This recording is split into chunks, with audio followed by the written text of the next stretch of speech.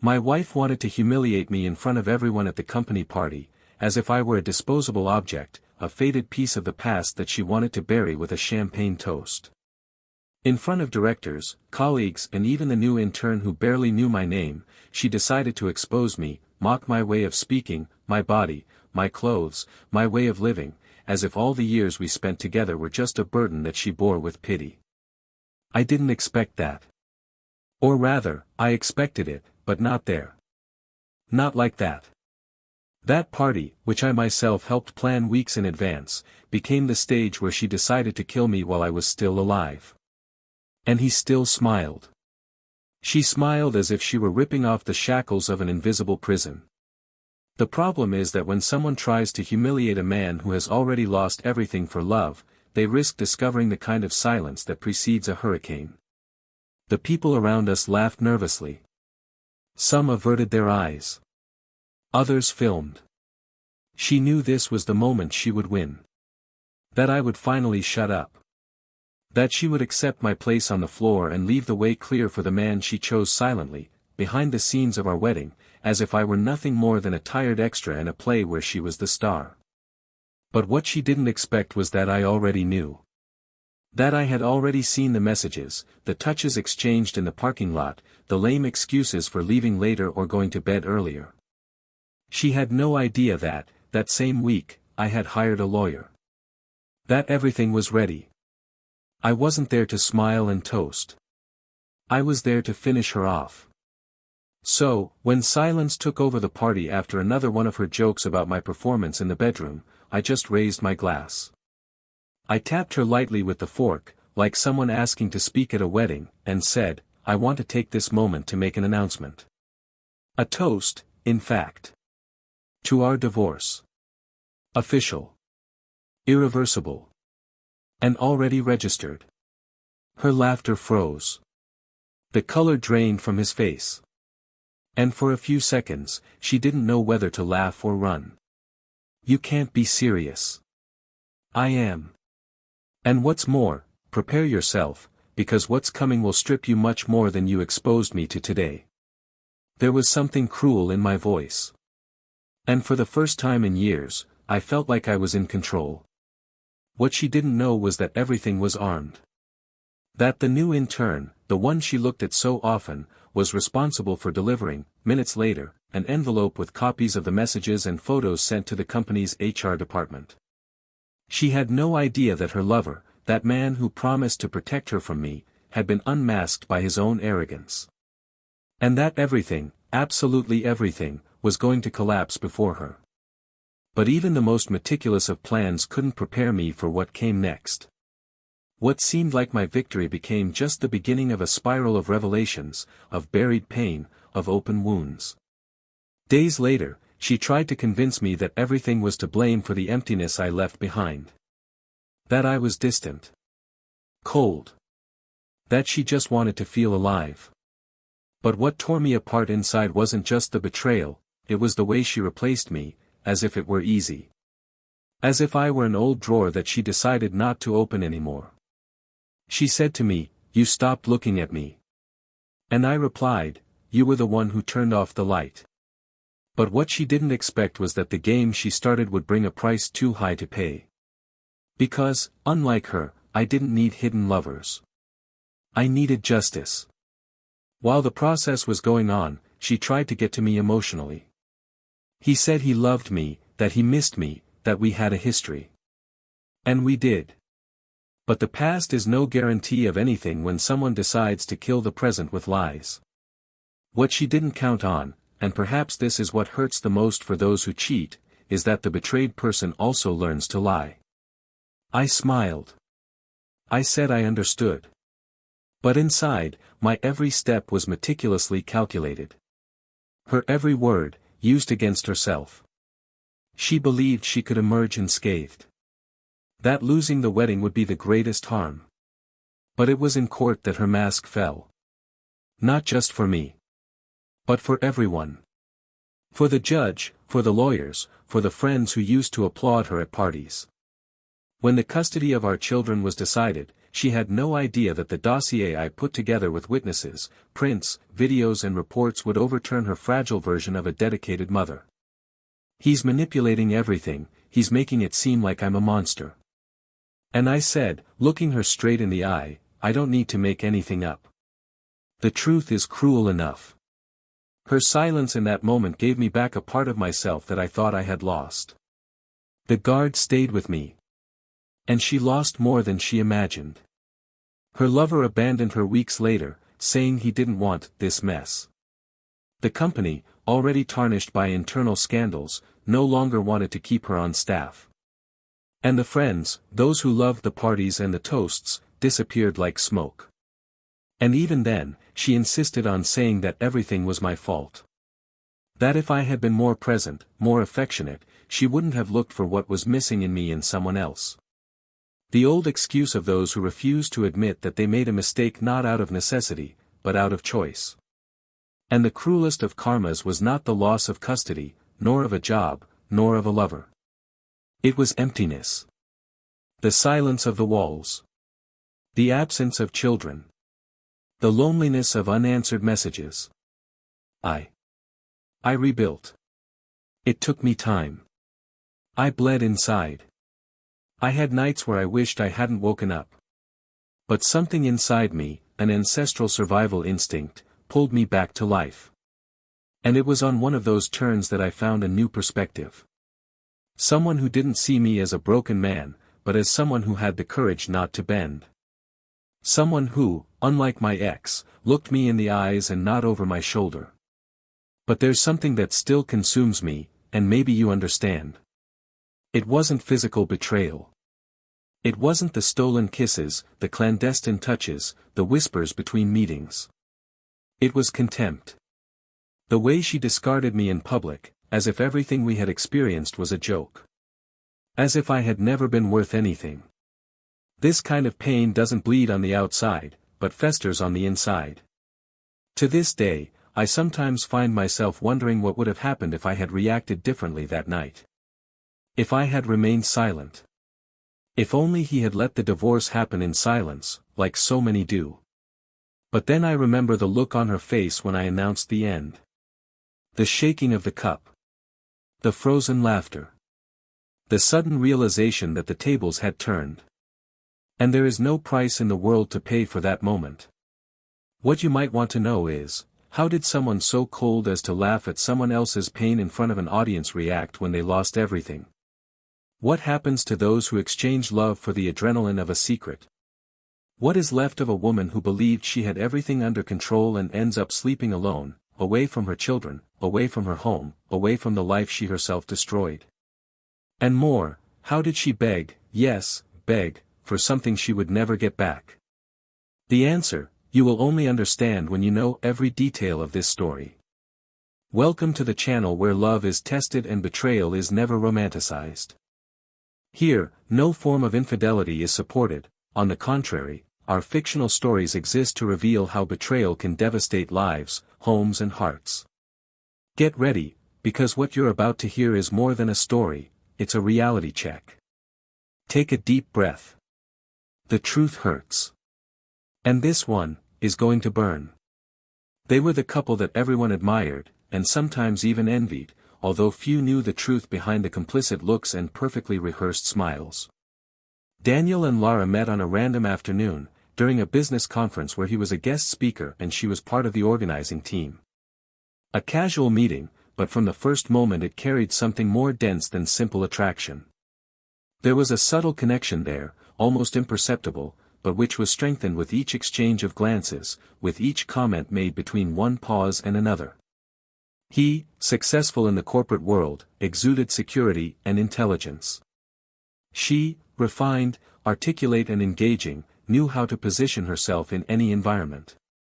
She was the type of woman who left a mark wherever she went, but not because of scandals or vanity, but rather because of the silent firmness of someone who learned from an early age to dominate environments without raising her voice. The relationship blossomed with an almost cinematic intensity. Two worlds that complemented each other with frightening ease, He came from a youth marked by hard work and strict discipline, she came from a middle-class family that always valued emotional stability and education. Differences, instead of generating conflicts, seemed to generate mutual learning. Daniel saw in her the lightness that was missing from his routine full of decisions and pressures. Lara saw in him the safe haven she always dreamed of, the solid structure where she could build a life with security and purpose. And it was like that, without many stumbles at the beginning, that they decided to get married after 2 years of dating. The ceremony was intimate, sophisticated, discreet and elegant, exactly how they both were. Years later, already married, they shared a high-end apartment, 2 cars, a comfortable routine and a shared schedule between meetings, trips and dinners with clients and friends. They worked together for a long time in the same consulting company, where Daniel held a senior leadership position and Lara worked on strategic projects that required a broad view of the market. Professionally, they were an admirable duo. At home, they tried to maintain balance, although light conversations gradually gave way to prolonged silences. Nothing blatant, nothing that sounded alarming, but enough to leave a trace. Daniel was a methodical man, one of those who set the alarm clock for the same time every day even though he knew he would wake up before it went off. I liked control, predictability, knowing exactly where each piece fits. Career success came not through luck, but through consistency. He was always admired for his ethics and the fair but firm way in which he led his teams. Lara, on the other hand, was more impulsive in personal decisions, although impeccable in her professional choices. He had a keen aesthetic sense, a natural talent for observing details and an almost magical ability to adapt to the most diverse social contexts. And this ability was so genuine that it sometimes confused those around her, leading some to think there was a certain theatricality to her, when, in fact, it was about survival. She learned early on that, to be taken seriously, she needed to be impeccable, and she was. Despite the synergy between them, their coexistence began to be shaped by strategic silences, by averted glances at moments when one expected a gesture from the other, a word, an affirmation that they were still there. But the days continued to spin, the responsibilities increased, and neither of them seemed willing to verbalize the discomfort that was silently spreading. When Lara started taking on more commitments outside of working hours, Daniel, instead of questioning, chose to respect. Not because of disinterest, but because of the understanding that space, sometimes, was a form of affection. And Lara, in turn, interpreted this silence as coldness. Communication, which used to be the bridge between the two, had become a one-way street, where each person spoke more to their own expectations than to the other. Still, they maintained the perfect image. At company events, they were the representation of marital success, aligned, beautiful, sharp in their comments and always paying attention to each other. The corporate environment was the stage where Lara shined naturally. He knew how to move among executives, investors, leaders and young promises with the same elegance. Daniel was proud of this, although he sometimes noticed too many eyes on his wife. Not out of jealousy, at least not in the early years, but out of an intuition that began to whisper where before there had been only admiration. Time, however, has its silent way of revealing what pride insists on hiding. Travel for work began to increase. Calls became shorter. The most objective messages. Lara said it was a phase, that the projects were demanding more of her, and that it would soon pass. Daniel agreed, understood, and said that she should take advantage of the professional expansion phase. He always believed that no one should give up their dreams, not even for love. And maybe that's why he kept silent more times than he should have. Perhaps that's why he missed gestures that, in other times, would have caught his attention. Not by omission, but by trust. Their family, although physically distant, always participated in important moments. Lara's mother visited her frequently, worried about her daughter's health given her intense work routine. Daniel's parents, more reserved, preferred to observe from afar, trusting that their son would know how to lead his life. The few close friends noticed a certain rigidity in the couple's interactions, but attributed it to professional pressure. And those we knew continued to believe in the narrative of perfection. After all, Who would have thought that something was out of place in a marriage where everything seemed to work so well? The routine was gradually invaded by false social commitments. Dinners with clients that became excuses to avoid conversations. Trips that came up at the last minute and coincidentally always during long holidays. Laura had become increasingly sought after in the environment in which she worked, receiving invitations to lectures, forums, and strategic meetings. Daniel, although visibly proud, began to collect absences. Her absence on family birthdays, on important dates, on ordinary weekends where the simple act of having coffee together in the morning seemed to have become a rare luxury. And even so, there was affection. There was respect. Laura knew exactly the type of coffee Daniel preferred and never failed to buy his favorite brands. He, in turn, remembered to write down the dates of her exams, set reminders on his cell phone to send messages at the right times, and left hidden notes with simple but sincere phrases. "Take care, I love you, I'm here." Words she read and kept, but rarely responded to. Not because of disinterest, but because, deep down, she was beginning to lose herself. The nights together were quieter than before. They slept on their backs, not out of anger, but out of tiredness. Life demanded too much from both of them, and the only way to keep the marriage working seemed to be to not demand more from each other. But love, when it settles into silence, also runs the risk of becoming just a habit. And it was at that point that they started living as roommates. Respectful friends, functional partners. But no longer as husband and wife. The company party, which would take place soon, was a source of great anticipation for Laura. It would be a moment of celebration, of marking her territory professionally and showing that, despite all the year's challenges, she was still in control. Daniel, on the other hand, saw the event as another social obligation, but he knew how important it was for her and, therefore, prepared with the same elegance as always. Impeccable attire, rehearsed speech, firm posture. He would be by her side, as he always had been. Even when she no longer seemed to notice. The hall reserved for the celebration was luxurious, full of soft lights, sparkling glasses and sharp gazes. There, where so many smiles are forged and so many words are only half said, the couple that once enchanted by their harmony now stood on unstable ground. And even though they didn't know what the future would bring, they were both about to discover that, no matter how hard you try, no mask stands the test of time. Because sometimes love doesn't end with screaming or fighting. Sometimes he just goes silent. And it is in this silence that the most dangerous of conflicts arises. What no one sees. What no one hears. But it consumes you inside like a slow poison.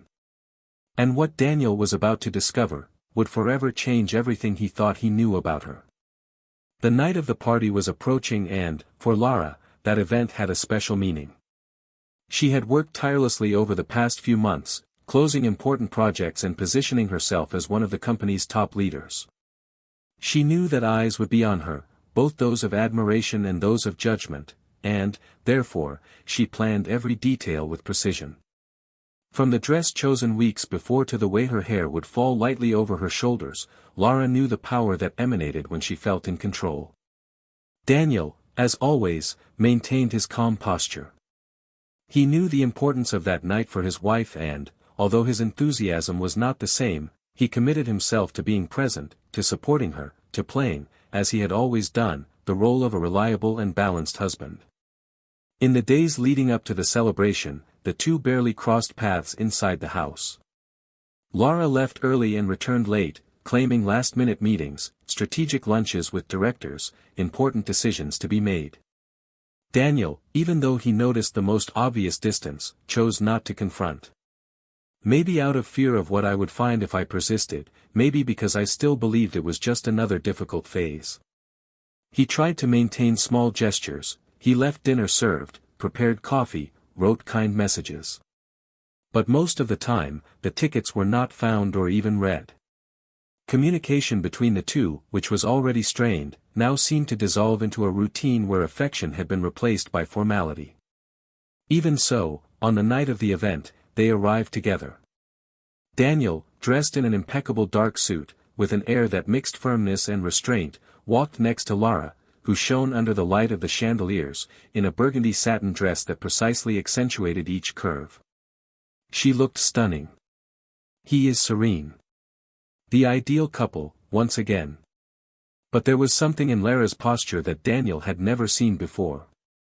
An air of disguised triumph, as if, when she stepped into that room, she carried more than ambition, she also carried a silent victory that he couldn't decipher. During the party, Daniel watched his wife's movements. She moved elegantly among the guests, exchanged broad smiles with men he barely knew, and, at certain moments, it was possible to see her hand rest on the arm of an executive for too long. There was nothing scandalous, nothing that could be pointed out as inappropriate, but there was an intimacy camouflaged in her gestures, her body language, the way she laughed with certain colleagues, especially one of them. A younger man with clear eyes and articulate speech who clearly felt far too comfortable around her. Daniel realized this without needing to hear a word. He just knew. The body of a betrayed man recognizes it even before the mind accepts it. Throughout the night, Daniel's discomfort grew. He tried to ignore the signs, focus on his glass of wine, on small talk with coworkers. But it was as if something was constantly pulling him back to her. At one point, he decided to go to the bathroom, more to compose himself than out of any real need. When leaving, he noticed that Lara was not in the room. He searched with his eyes, without fuss, keeping his face composed. He walked to the garden attached to the hall, a reserved, dimly lit area, generally used by those who wanted some silence or a more private conversation. And that's where time froze. The first thing she saw was the reflection of the wine dress under the yellowish light of the streetlights. Then, her hand sliding around that man's neck. The way she smiled. The way he held her by the waist. It was too intimate a gesture, too familiar to be explained by any professional excuse. They didn't kiss, but they didn't need to either. There was a tension between them that made it clear that this wasn't the first touch. Daniel, paralyzed, felt his stomach turn. The world seemed to spin in slow motion.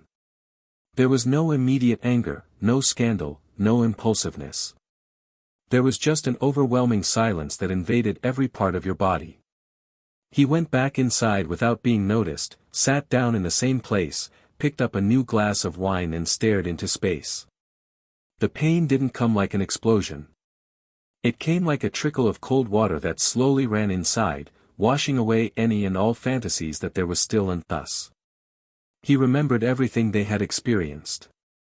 The smiles, the trips, the sleepless nights because of work, the hugs in moments of mourning, the birthdays celebrated simply, the conversations in the car during traffic. That whole story seemed to have been experienced by other people, because at that moment, Daniel felt like a stranger in his own life. He knew he couldn't confront her there. Not in that environment. But I also knew that something had changed forever. For the first time, the certainty that Lara no longer loved him was not a fear. It was an observation. When she returned to the room, pretending to be normal, Daniel stood up elegantly and walked towards her. He looked into her eyes for a few seconds longer than usual. And, with an almost imperceptible smile, he whispered that he needed to talk to her, but not that night. She seemed to hesitate for a second, but then nodded with a subtle nod, like someone who knows a conversation is coming, but doesn't imagine the storm it will bring. The party continued, but for Daniel, everything was in black and white. The sounds seemed muffled, the faces around them irrelevant. His mind projected possibilities, paths, decisions. And for the first time, he felt something close to coldness. Not ordinary indifference, but a profound absence of feeling. As if, at that moment, something inside him had broken definitively. In the following days, Daniel began to observe more, talk less, and analyze every detail of his routine. Lara continued to act with the same elegance, but there was a certain lack of concern in her gestures, as if she had let her guard down. He began to notice absences that he had previously ignored, messages exchanged with people who no longer appeared in daily conversations, at times that did not match the scheduled appointments. Until, on an ordinary Tuesday night, with the wind blowing gently through the living room window, Lara's phone vibrated on the table. She was in the shower. And, out of an impulse that mixed curiosity and self-preservation, Daniel unlocked the device. It didn't take much effort. The password was the same as always. And there, between the notifications, there was a conversation still open. The contact name was not strange. It was the man in the garden. The messages were recent, intense, marked by codes that, at that point, no longer hid anything. Yesterday was amazing. I can still smell you. You looked beautiful in red. I wanted to undress you with my eyes all night. He doesn't even suspect it, right? Daniel read everything in silence. He returned the phone to its place. He sat down on the sofa. He closed his eyes. And for the first time, she allowed herself to cry. Not for Lara. But for everything you believed to be real. That night he didn't sleep. And he decided that the answer would not come with screams or scandals. That he wouldn't take revenge with childish impulses. That he wouldn't get lost trying to understand what she gained from it. He would take control of the situation. Coldly, elegantly, intelligently. Lara had chosen the company party as a stage to show off her freedom. He would choose the same stage to announce the end. But in your own way. With class. With impact. With the kind of blow that you can't fight back.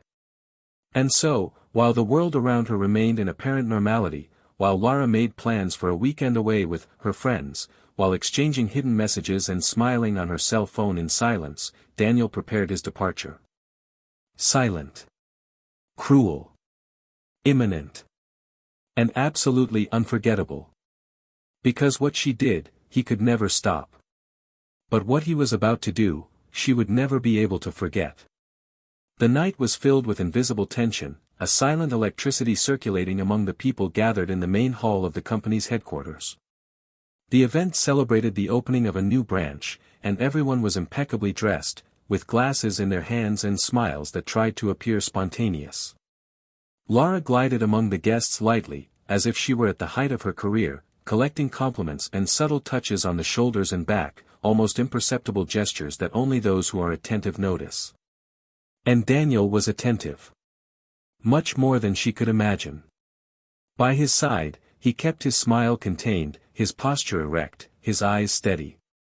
But inside, a whirlwind of memories and humiliations consumed him with cold fury. That would be the night of the end. Not a silent end. Not a private conversation. But an end announced with all the letters, in front of everyone who once believed in the myth of the perfect couple. When he took the stage, after the executive director gave him the microphone to give the final toast of the night, Daniel took a deep breath. The hall fell into a respectful silence.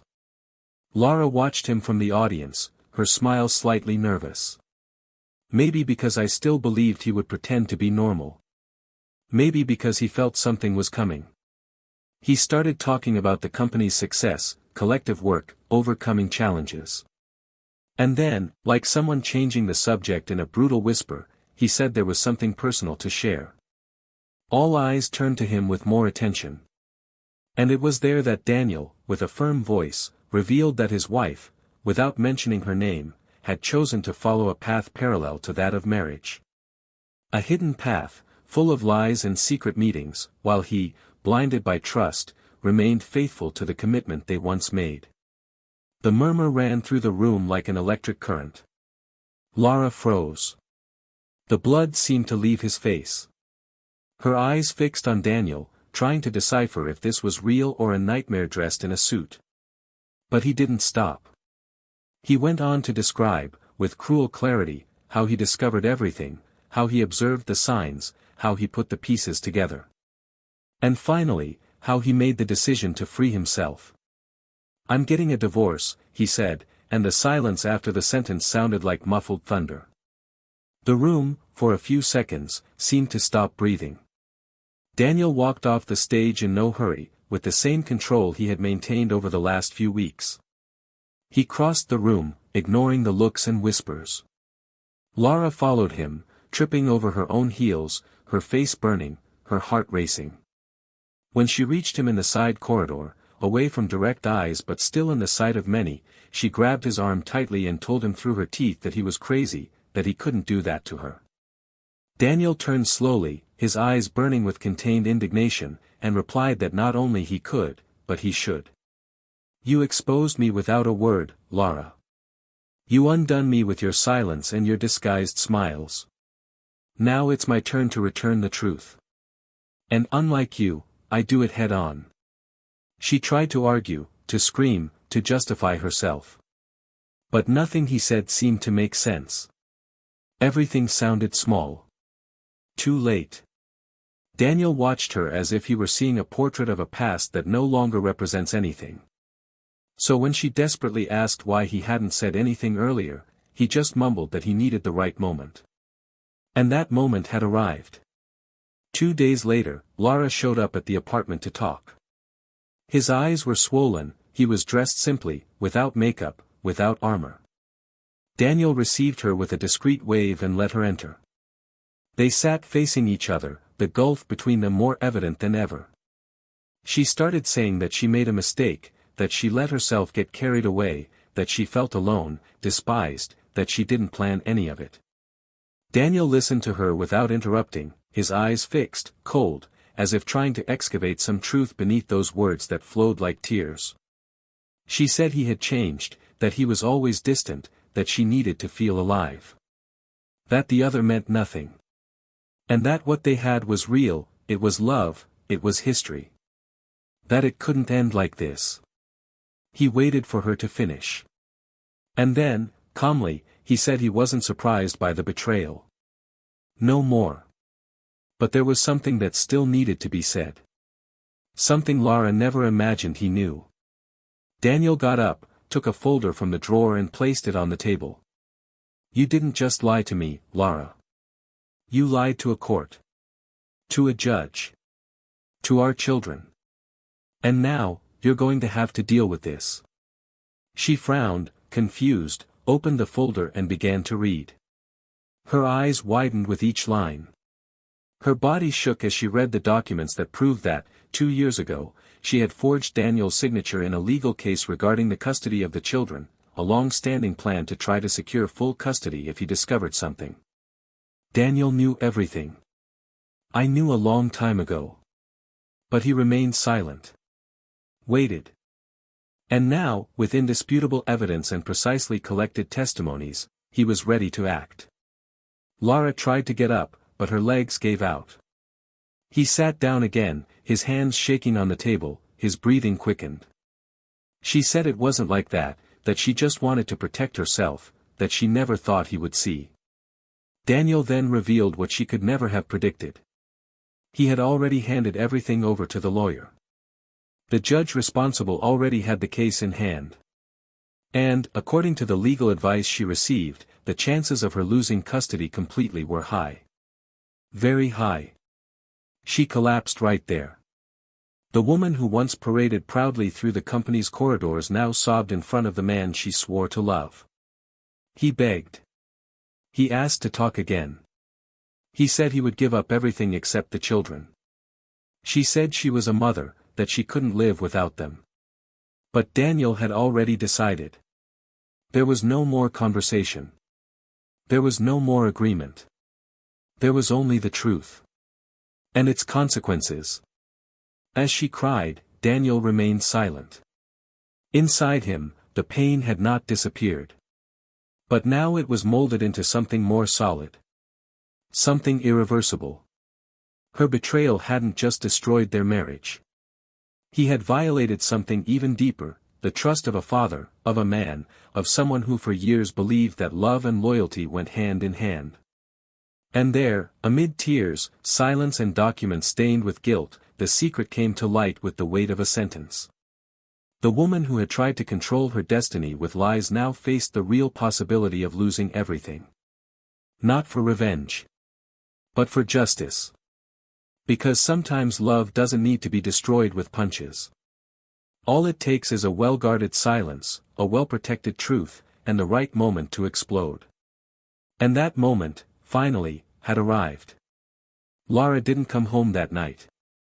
She left Daniel's apartment with her face devastated and her eyes dry from crying, but without shedding any more tears after the last sentence she heard from him. Now, for the first time, you will feel the weight of the choices you hid even from yourself. She wandered around the city as if looking for a place where she could exist without being seen, without being judged. Her feet took her to an old, discreet hotel, where she had already stayed once, years ago, on a work trip. He didn't ask for the most expensive suite, nor did he demand views. He just handed over the document, signed the form with shaking hands and went up with the key in his hands as if carrying a sentence. The room was clean, functional, without personality. For the first time in weeks, she found herself truly alone, without the sound of notifications, without her children's eyes, without Daniel's reflection to shape her own image. She lay down on the bed with her body curled up, like a child who fears the dark, but this time what scared her most wasn't the dark itself, but what she carried inside. On the other side of the city, Daniel remained in the apartment. The silence around him no longer bothered him. It was no longer empty, it was almost a relief. Her absence created a space where he could think clearly. And thinking was all he did. There was no feeling of victory. Just confirmation that there was nothing left to build with that woman he loved for so long. He spent hours analyzing the documents, rereading the emails he exchanged with the lawyer, checking the next steps in the process. Everything was leading to Lara being declared unfit for joint custody, not due to direct neglect of the children, but due to procedural fraud, a cruel blow that, ironically, she herself had created against him. Now it was turning against her, like a trap she set in the dark and ended up tripping on her own. The next day, he received an unexpected call. It was from the children's school. The coordinator, in a cautious voice, informed that Lara had not shown up to pick them up like she did on some Wednesdays. Daniel had already planned to pick them up that week, but the tone of the call made his heart race. He confirmed he was on his way and quickly hung up. During the journey, my thoughts were confused. Not because of Lara's absence per se, but because of the effect that all that could start to have on the children. They still didn't know anything. They still saw their parents as stable, although perceptibly distant, figures. That was the cruelest part, trying to protect innocent people from a truth that, sooner or later, would come to light. Arriving at school, Daniel hugged his two children with different strength. He didn't say anything about his mother, he just smiled, put the bags in the car and took them home. At night, while they were sleeping, he wrote a short message to Lara: "The children are fine. They were waiting for you. If you want to see them, let me know in advance. Let's organize it with the lawyers." There was no anger in those words. Just a limit. A line that she had crossed and that now required rules, protocols. Lara responded the next day with a dry sentence: "Sorry. I couldn't do it. I need some time." She stayed at the hotel for 3 days, only leaving to walk down streets where no one would recognize her. He reflected not only on what he had lost, but also on what he never truly had. For the first time, she questioned her own identity outside of her role as an admired wife, a brilliant professional, and an exemplary mother. Alone, she realized that she had shaped her image so much to please, to meet expectations, that she no longer knew how to distinguish what was real and what was performance. "I missed my children, but I didn't know how to face them after everything."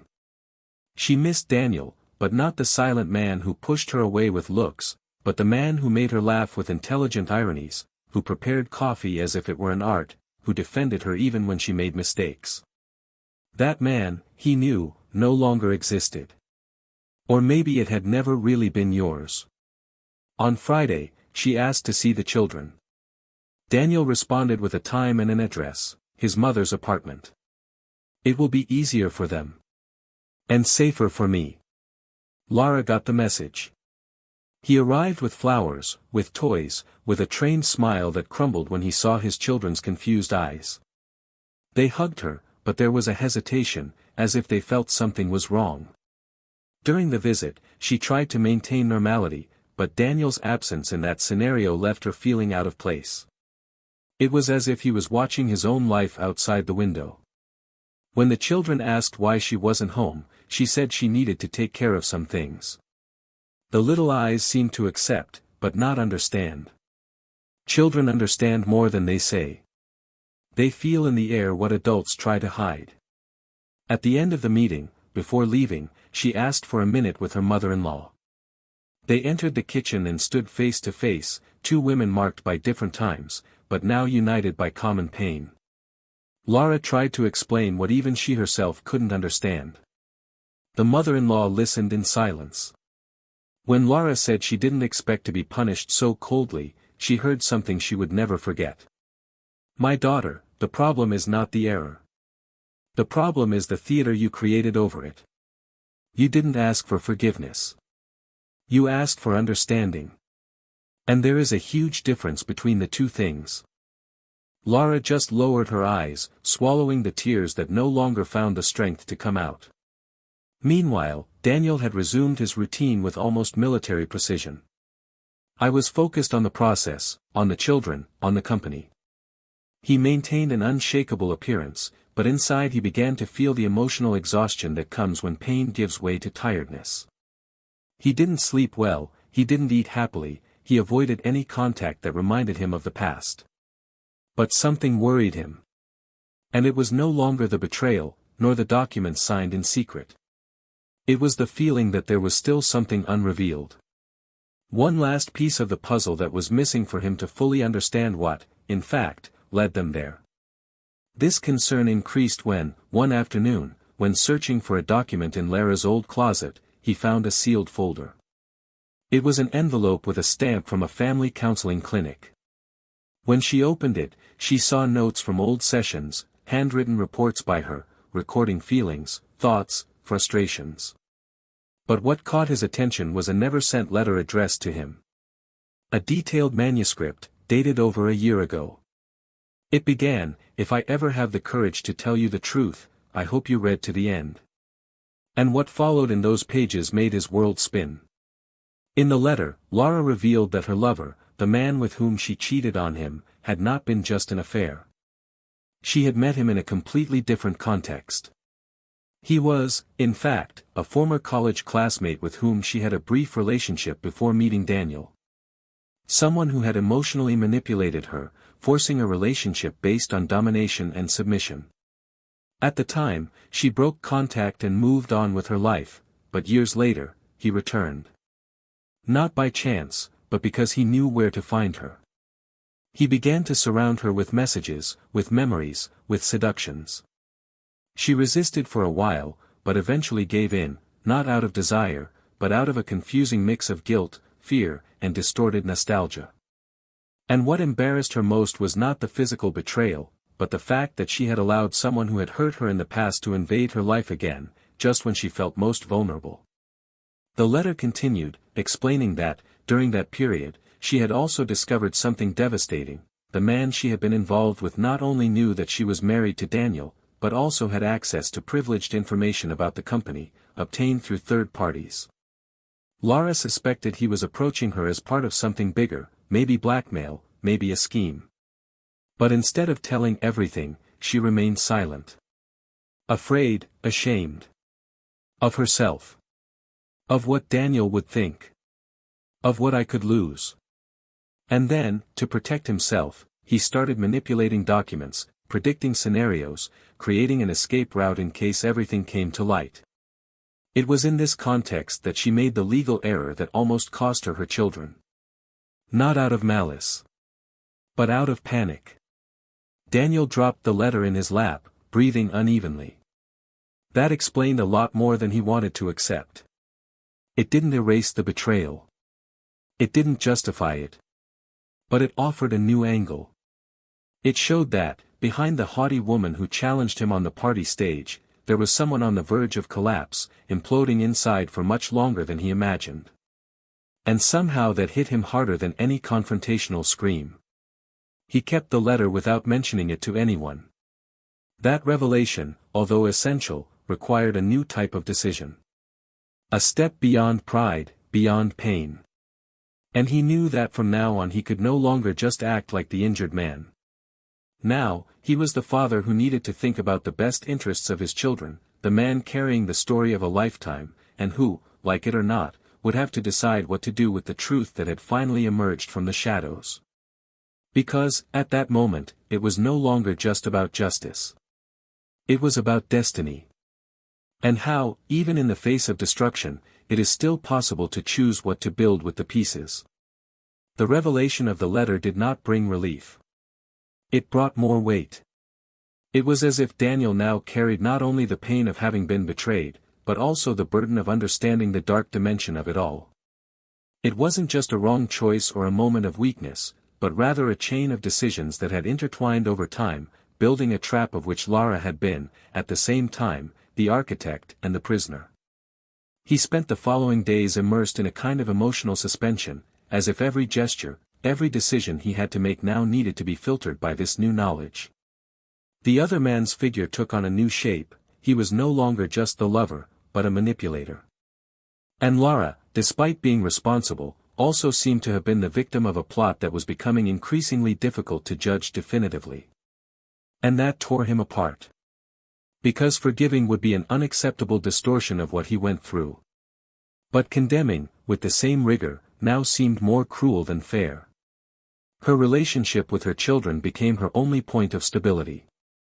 They started asking more frequently about Lara, wanting to understand what was happening. The answers, always carefully rehearsed, were no longer as convincing as before. And Daniel knew that at some point he would have to reveal part of the truth to them. Not all of it, but enough so that they grew up knowing that their parents failed, yes, but that they tried to preserve what was left of respect between them. Because that was what he was trying to do now, keep at least what was left of his dignity intact. For yourself. For the children. And maybe, deep down, even for Lara. Lara, in turn, did not return to the hotel. He looked for a small temporary apartment recommended by a colleague at the company. A modest, simple place, where I could reflect and keep a distance from what had become unbearable. He abandoned professional commitments, avoided colleagues, disappeared from social media. She was approached by journalists after the scandal spread discreetly among the company's senior management, but she remained silent. She also moved away from the man she had gotten involved with, blocked numbers, deleted contacts, as if trying to eradicate all traces that connected her to the chaos she had caused. She began to live almost in a state of invisibility, ashamed of being seen, of being recognized, of being remembered. She woke up every day with the feeling that there was another piece of herself falling into the abyss. Guilt was now not just a nuisance, it was an anchor. Despite everything, she insisted on trying to see her children. He called, sent messages, wrote letters that he never delivered. Daniel, with polite coolness, maintained protocol. Short, direct, objective answers. Meetings with lawyers. Fixed hours. No improvisations. She was beginning to realize that it wasn't just custody of the children that she was losing. It was access to the life he built. And perhaps the most devastating thing was realizing that, in the end, Daniel wasn't trying to punish her, he was just protecting himself. His indifference was worse than any angry scream. It was in this state of limbo that the two met again, weeks later, in a conciliation hearing required by the judge. The atmosphere was tense, but not hostile. Daniel was calm, but made no effort to disguise his emotional exhaustion. Lara seemed diminished, without her usual shine, with the expression of someone who was expecting nothing more than the signature that would seal the end. When the judge asked if there was any interest in an amicable settlement, Daniel asked to speak privately with her for a few minutes. The room was emptied. They stood alone, face to face, like two figures stripped of all social roles. For the first time in a long time, no witnesses, no children around, no shield. Just their pain. Daniel spoke first, without irony, without coldness, but also without softness. He said he read the letter. Who understood everything. That, even so, there was no way to continue. That the problem wasn't just what she did, but what she was able to hide, and mainly, what she tried to manipulate when she had already lost control. He said he deeply regretted becoming someone who was incapable of trust. And that perhaps this would never be repaired. Lara tried to interrupt, but he raised his hand, asking for just one more minute. And he concluded by saying that the biggest tragedy was not the separation. It was the fact that everything they built had lost its meaning. And that there was no justice in the world that could return that. She then spoke. No crying, but with a broken voice. He said he did not expect forgiveness. No contact. He said he understood the distance, the coldness, the need for distance. But she needed him to know that that man, the other one, didn't matter anymore. That she had allowed herself to be entangled by old ghosts in a moment of imbalance, of emptiness, of insecurity. And that was not an excuse, but it was the only possible explanation. She said that in the days she lived abroad, she realized that it wasn't a betrayal that was destroying her now, it was the fact that she had betrayed not just a husband, but the only man who truly believed in her. And that, as contradictory as it seemed, she still loved him. But she loved now with a pain that prevented her from even wanting forgiveness. The silence between the two was dense, almost physical. Daniel didn't respond. He just looked at her for a few seconds, like someone trying to remember the face of someone who will soon be just a past. He then called the judge and the hearing resumed. They agreed on the terms of the divorce. Daniel had primary custody of the children. Lara would have supervised visits, with gradual expansion, through psychological support. The agreement was signed. The marriage is over. But, as is almost always the case with true stories, the legal closure was not the emotional end. Daniel didn't celebrate. He just went home, hugged his children, read with them before bed and watched them breathing deeply, not knowing that they had just lost their last chance to grow up with both parents under the same roof. Lara went back to the small apartment, sat on the living room floor and remained there for hours, staring at the ceiling as if waiting for something to happen. But nothing happened. Because life, after certain breaking points, no longer responds in the same way. Just keep going. But no echo. In the following days, something unexpected began to happen. Daniel, while taking his children to school, happened to come across a woman at the same time. A mother, apparently newly arrived in the neighborhood, with 2 young children. She was discreet, had a shy smile and always said good morning with kindness. At first, he just responded with automatic waves. But, little by little, they began to exchange small words. Afterwards, some quick conversations at the school gate. Until, one Friday, she asked if he would be willing to have a coffee nearby, at a new place that had opened on the back street. Daniel hesitated for a moment, looked at his children entering through the gate, and accepted. The conversation was light, spontaneous. Neither tried to impress. They talked about the school, the children, the city. And at the end of that hour, Daniel realized something surprising. He didn't think about Lara once during that coffee. He didn't compare, he didn't weigh feelings. It was just there. Gift. It was too early for any expectations, but it was too late not to recognize that something in his heart had shifted. Maybe it wasn't love. But I wanted to continue. And that was already a lot. Lara found out weeks later from the children. An innocent comment, without malice. Something about the coffee. And her name. When he heard it, he felt a sharp pang, like a wound he thought had healed. Didn't comment. He just smiled at the kids and said it was good to know their dad was making new friends. But at night, when she was alone, she collapsed. Not out of jealousy. Not because I want to win him back. But because he finally understood that he had lost. Not just a wedding. But the only place where she had truly been welcomed, despite all her flaws. And it was there, in the silence of her own solitude, that Lara understood the real meaning of regret, not the desire to go back in time, but the awareness that, even if time went back, perhaps she would still do everything wrong. Because certain destructions don't happen on impulse. They happen due to negligence. Due to the sum of small selfish choices that, one day, cease to be invisible. And they become irreversible. The morning that sealed the last chapter of that story began without fanfare. A typical gray sky covered the neighborhood where Daniel now lived with his children. The air was fresh, filled with the smell of damp earth after a brief rain in the morning. He prepared breakfast while his children were still asleep, the soft light from the kitchen casting serene shadows on the walls. That was his new routine. Quiet, organized, safe. But that morning, something different would happen. A letter had been left under the door. No sender, no signature, just his name written in a handwriting he knew well. For a moment he hesitated to open it, but something compelled him to do so. As he unfolded the paper, he read Lara's last words. It wasn't a letter asking for forgiveness. It was, in fact, a symbolic farewell. She explained that she was leaving for an indefinite period of time, heading to the countryside, to a distant aunt's house. She said she needed to rebuild herself away from everything that reminded her of what she had lost.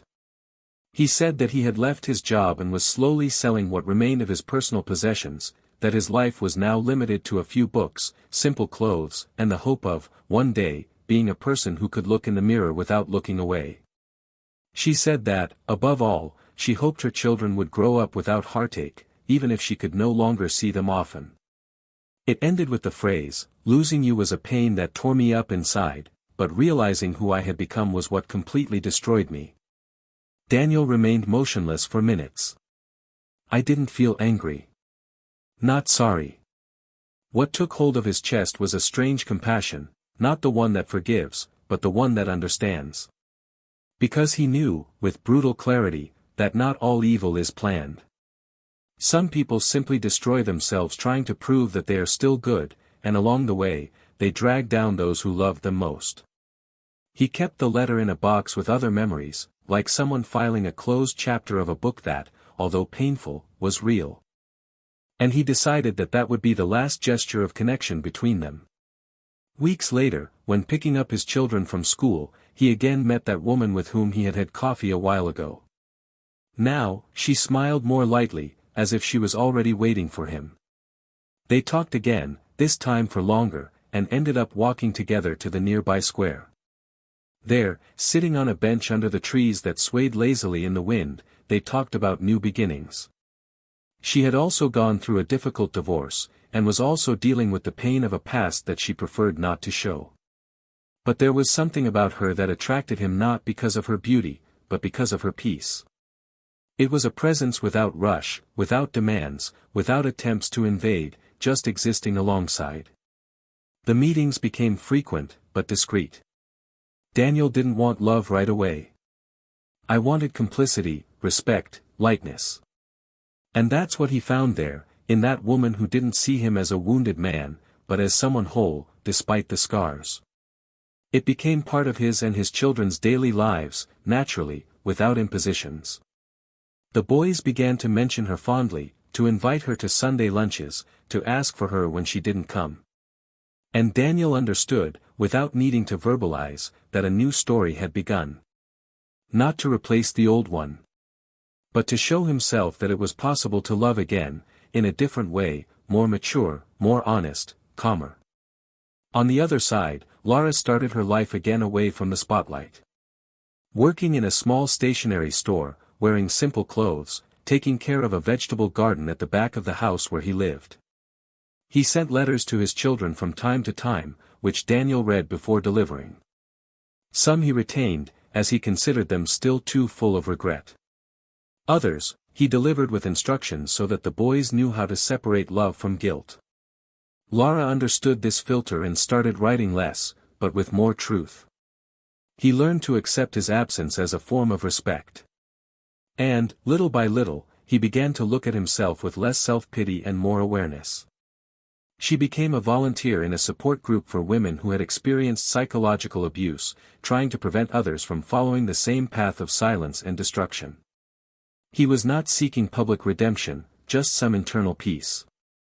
Official justice was closed months later, with custody formalized and visits temporarily suspended by her own decision. Daniel maintained his routine, consolidated his relationship with his new partner, and gradually began to smile spontaneously again. He reconnected with friends he had left behind, played the guitar again on Sunday afternoons, and rediscovered the pleasure of little things. It didn't erase the pain he experienced, but it made it a foundation. Not to become tougher, but to be more attentive, more truthful, more selective with what you let into your life. On the youngest son's 7th birthday, a scene revealed how much everything had changed. The party was simple, with close friends, homemade cake, improvised decoration. But there was something about the atmosphere, perhaps the harmony, perhaps the absence of tension, that made everything more authentic. The woman at his side was helping to organize the presents, the children were laughing in the backyard with their colleagues, and Daniel, for a moment, closed his eyes and took a deep breath. He didn't think about pain. Not even in loss. He thought only of gratitude. Not because of what he had lived through, but for what he had resisted. For the silent strength that kept him from becoming bitter, vengeful, closed off. For the courage to start over even when everything said it was no longer worth it. Lara, that same afternoon, picked mint in the garden to make tea. Her hair was tied up in a messy bun, she wore a loose t-shirt and was reading an old philosophy book. He received a call from his aunt, calling for dinner, and as he walked to the kitchen, he looked out the window and smiled. It was a sad smile, it's true, but sincere. Because she knew she would never get back what she lost, but she could finally look at herself without disgust. And that, at that moment, was enough. This story shows us how devastating betrayal can be. Not just by breaking the bond between two people, but by disrupting an entire identity built on trust, truth, and delivery. Lara lost everything, not because of an isolated act, but because of the sum of decisions that took her away from herself. Daniel won, yes, but not with revenge. He won by choosing integrity. By deciding not to descend to the level of pain he suffered. By transforming trauma into strength and moving on without carrying grudges. And that was precisely why life presented him with something rare, a new chance. And this time, free from illusions. If you made it this far, comment what you thought of this story. Your opinion is very important for us to understand what most captures, excites and surprises you. Don't forget to subscribe to the channel to receive more stories like this, intense, real and full of layers. And remember, this channel does not support, does not romanticize and will never encourage any form of betrayal. Here, we show the real consequences of poor choices. Because the truth, even when it hurts, will always be better than the lie that destroys. Until next time.